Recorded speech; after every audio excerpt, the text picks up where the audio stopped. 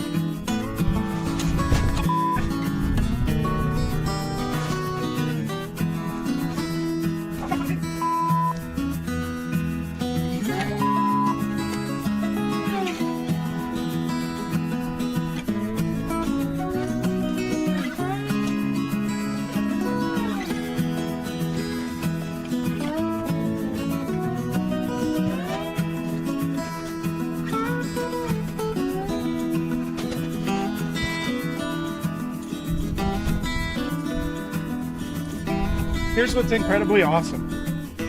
This mattress out of my camper should fit perfectly.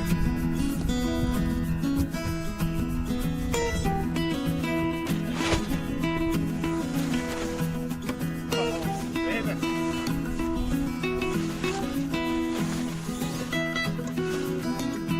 Like a glove.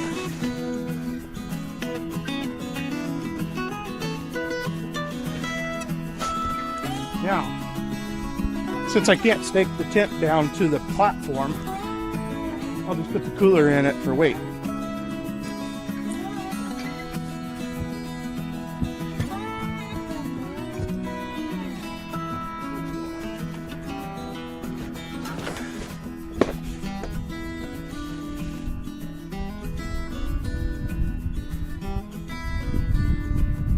Now, here's the great thing about it. Right now I have the door facing this way. All I gotta do is turn the tent, pick it up and move it. It's great. Tonight I'll probably have it facing the fire. Man, I've been doing all this work and I'm just parched. Today's step 2 is a wine Stefaner. This is the closest thing to the real deal that I've found yet. Little Shooter went up to Des Moines, Iowa, and was working up there. And she found a beer store that had about 12 different kinds of NA.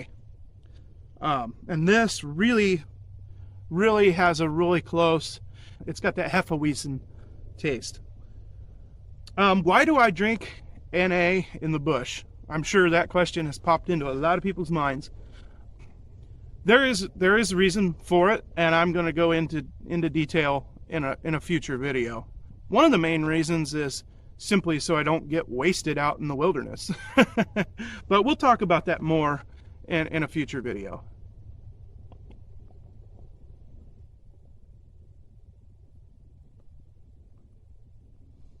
Ooh! We're gonna do some grilling, some platform grilling tonight, and hopefully we don't burn my cabin floor up before I even build my cabin. Here's something exciting that you've all been waiting for. I don't know about you all, but I've been waiting for it. Oh. The other night, I hung out in my garage all night and pre-assembled the cabin walls.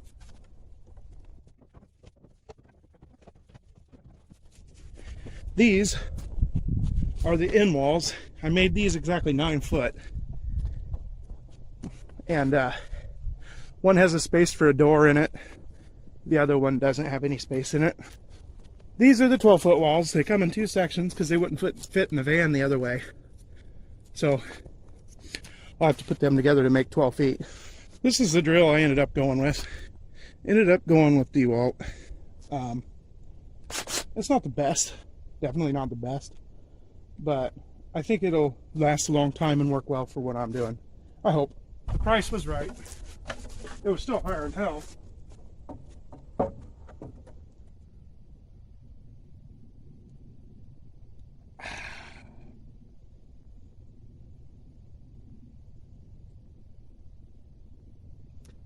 So, camp is set. Bed is made. Shelter is made. It is November 8th, and it is 68 degrees out. We're experiencing a bit of an Indian summer right now, and that's why I thought I would go ahead and do one last camp out in the summertime tent here and fulfill my platform tent vision that I had as a child. So I'm so excited that the mattress fits in there. This is probably going to be the most comfortable sleep that I have ever had in a tent. The bad news is two things. The sun goes down and it's going to set at 5 o'clock. And the other bit of bad news is I'm just a really busy guy and I've got a lot going on in my life, and I have a meeting that I have to attend tonight. So at 5 o'clock I have to go back to the house, get a shower, and go to my meeting. And I won't be back, unfortunately, until probably about 9 o'clock tonight. So that's just the way the cookie crumbles. But then we're going to fire up the grill after that, and I got some really good food for tonight. I eat late anyway, so it'll be no problem. So it's 4 p.m. I have approximately 1 hour of daylight left. So we're going to go for a little hike. Check this out. I just hiked up here and found a cedar grove. I can't believe that I did not know this end of the property was here. It's like going through a porthole and discovering a enchanted land or something. I mean, this is really, really cool. But I'm going to trek on and see what else there is on this end of the property. Well, I made it to the very tippy top. It's very beautiful up here. You can see the farm that way. We've got oaks, shagbark hickories, cedars, cherries, a little bit of more older timber here. Okay, I popped out at the corner of the bottom field here. That was a hell of a hike. I'll see you all when I get back to the campsite tonight.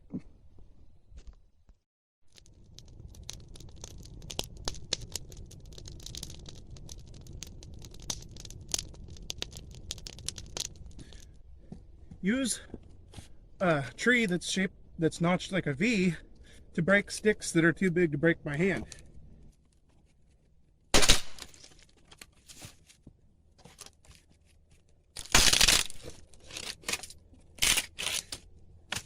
Got me a little wood pile here. It's by the door of the tent, so if I get super cold or want the light or whatever, I can just poke my head out the tent, grab a couple chunks of wood, and chuck them on the fire.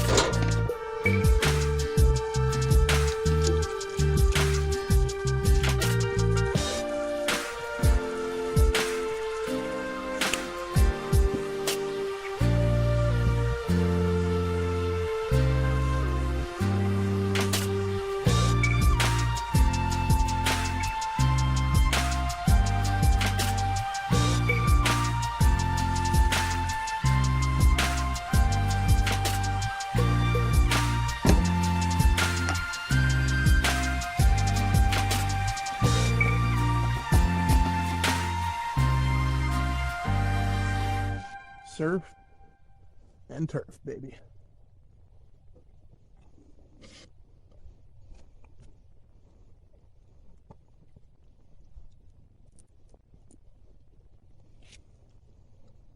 Well, you know what I'm gonna say?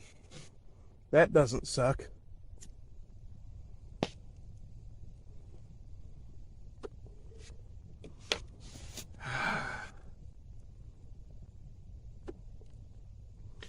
Oh, I'm just sitting here by the fire, enjoying a Havana honey. Oh, that meal was very good. Very, very good. I marinated the steak and the shrimp. One thing I wanted to say is this is just perfect. This time of year is the sweet spot for camping. It is the best time of year for camping, bar none. If you are a person that only camps during like the summertime, you just think the summertime is when you go camping, you know, you throw your tent and you get in the SUV and you go to a park somewhere and camp.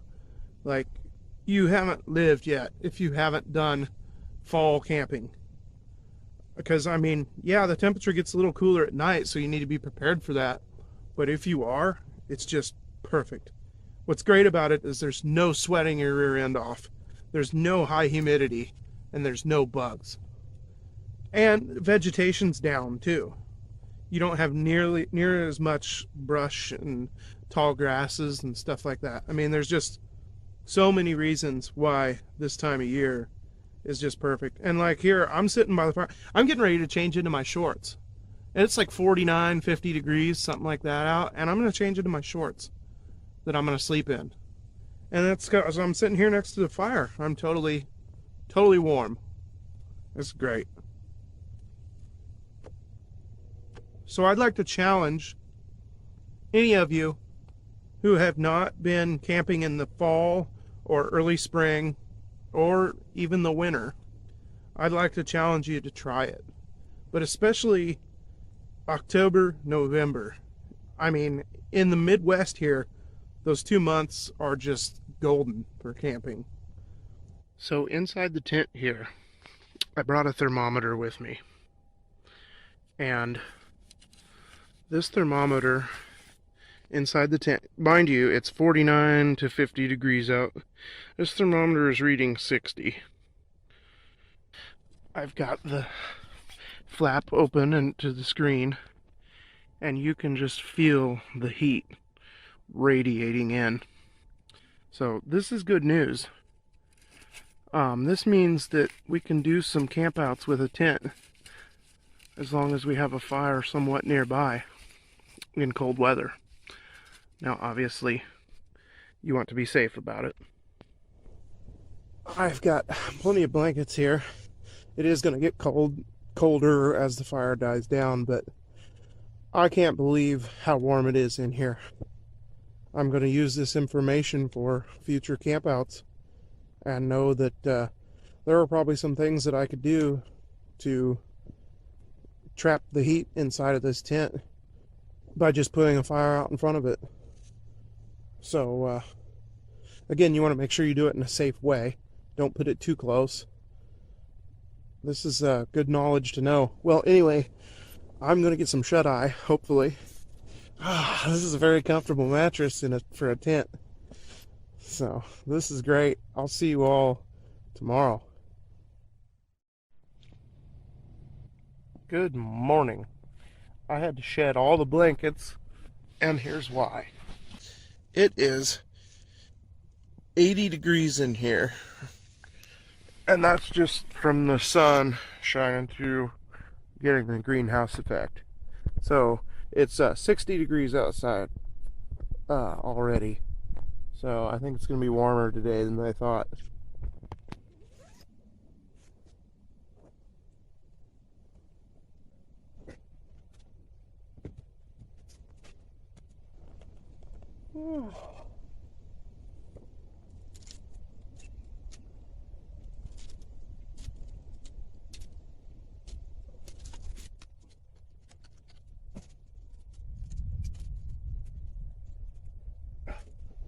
One of the things I like to do is leave my pants hanging out where they can get some sun, especially if I've sweat at all the day before and I need to wear them again. The sun has disinfecting properties, so by leaving your clothing out in the sun, you've essentially washed your clothes. Granted, it's not going to get the dirt off and all the stuff off of them, but it will have a disinfecting effect and, in a sense, clean your clothes. So I do like to leave my pants hanging out, and if I was limited on shirts and I was camping for a long time, then I would leave some shirts hanging out too, where they can catch some sun. A new addition to In the Bush, a hand coffee grinder. I won't use this every time. I'll still bring ground coffee out a lot of times, but thought I'd give it a try. It's nice and small and it will fit in my bag, so.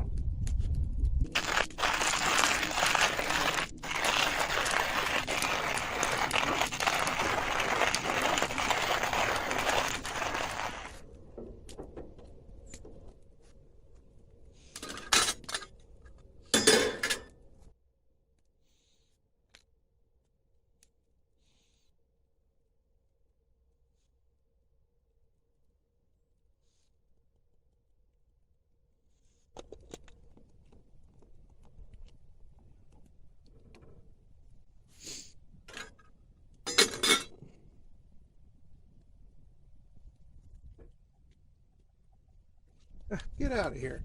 Really? Lone honeybee just landed on my camera.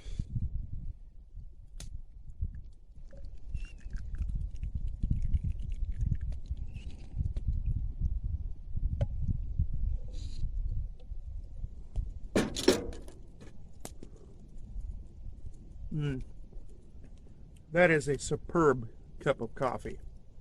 Man, it definitely takes it to the next step when you start grinding your own beans. But anyway, I'm going to get this camp torn down, and we'll see you next time in the bush.